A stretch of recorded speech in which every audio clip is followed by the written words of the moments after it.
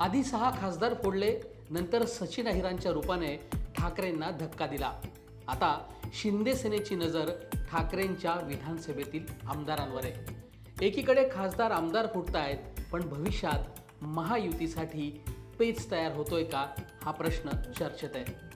शिंदेंची ताकद वाढेल, पण 2029ला महायुतीचं गणित कसं जुळेल, भाजपसाठी टेन्शन वाढतंय का, या सगळ्या प्रश्नांची उत्तरं शोधण्याचा आपण प्रयत्न करणार आहोत. नमस्कार, मी सचिन जोशी. आपण पाहताय लोकमत.com. लोकमतचं यूट्यूब चॅनल सबस्क्राईब केलं नसेल तर ते सबस्क्राईब करा. फेसबुकवर आम्हाला फॉलो करा आणि इन्स्टावर देखील आम्हाला फॉलो करा.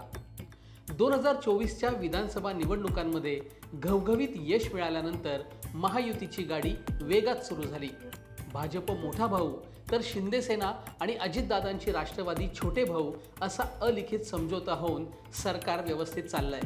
त्यातच भाजप 2029ला महायुतीमधूनच लढणार का, या प्रश्नावर मुख्यमंत्र्यांनीही सकारात्मक उत्तरं दिली आहेत. पण आता अचानक 2029ला महायुतीचं जागा वाटपाचं गणित कसं जुळणार, अशी चर्चा सुरू आहे.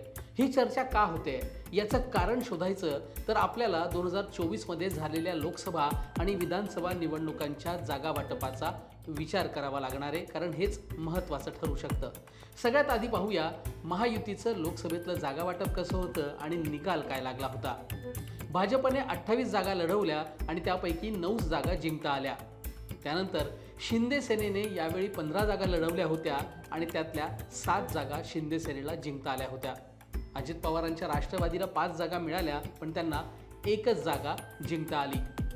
गेल्याच महिन्यात शिंदेंनी ठाकरेंचे 6 खासदार फोडल्याने आता शिंदे सेनेच्या एकूण खासदारांची संख्या झाली आहे 13. एनडीएमध्ये शिंदे सेनेचं महत्त्व वाढलंय. ठाकरेंकडून आलेल्या 6 खासदारांना शिंदेंनी 2029ची उमेदवारीही जाहीर करून टाकली आहे. आता ठाकरेंच्या 20 पैकी 2/3 आमदारांवर शिंदे सेनेची नजर आहे. म्हणजेच 13 ते 14 आमदार फोडावे लागणार आहेत. आता हे आमदार आले तर काय होणार, असा प्रश्न आहे. याचं कारण शोधण्यासाठी आपण आधी 2024च्या विधानसभा निवडणुकीतलं महायुतीचं जागा वाटप आणि निकाल काय तो देखील पाहूया. 2024च्या विधानसभा निवडणुकीत भाजपने 149 जागा लढवल्या आणि जिंकल्या होत्या 132 जागा. शिंदे सेनेने 81 जागा लढवल्या आणि त्यापैकी 57 जागा जिंकल्या. उद्धव ठाकरेंच्या शिवसेनेने 95 जागा जिंकल्या. अजित पवार गटाने एकूण 59 जागा लढवल्या, पण त्यापैकी 41 जागा त्यांनी जिंकल्या होत्या.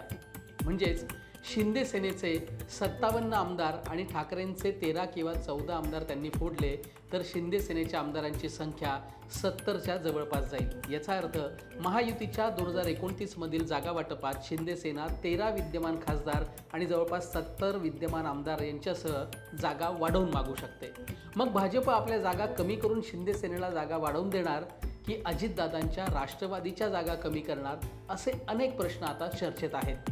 शिंदे सेनेच्या आक्रमक विस्तार धोरणाची चर्चा भाजपच्या गोटातही सुरू झाली आहे. शिंदे सेनेच्या वाढत्या आमदार संख्येमुळे भाजपमधील इच्छुकांचंही टेन्शन वाढल्याची चर्चा आहे. त्यामुळे 2029मध्ये महायुतीचं जागा वाटप तिन्ही पक्षांसाठी आव्हानात्मक असेल, असाही प्रश्न आता चर्चेत आला आहे. आता महायुतीचं जागा वाटप नेमकं कसं होतं हे त्यावेळेलाच कळेल, पण आतापासून इच्छुकांमध्ये जी धाकधूक निर्माण झाली आहे त्यावर भाजपतर्फे किंवा अजितदादांच्या राष्ट्रवादीतर्फे काय उपाययोजना केल्या जातात ते बघणं महत्त्वाचं ठरणार आहे. तुम्हाला या सगळ्याबद्दल काय वाटतं ते कॉमेंट बॉक्समध्ये नक्की लिहा. व्हिडिओ पाहिल्याबद्दल धन्यवाद.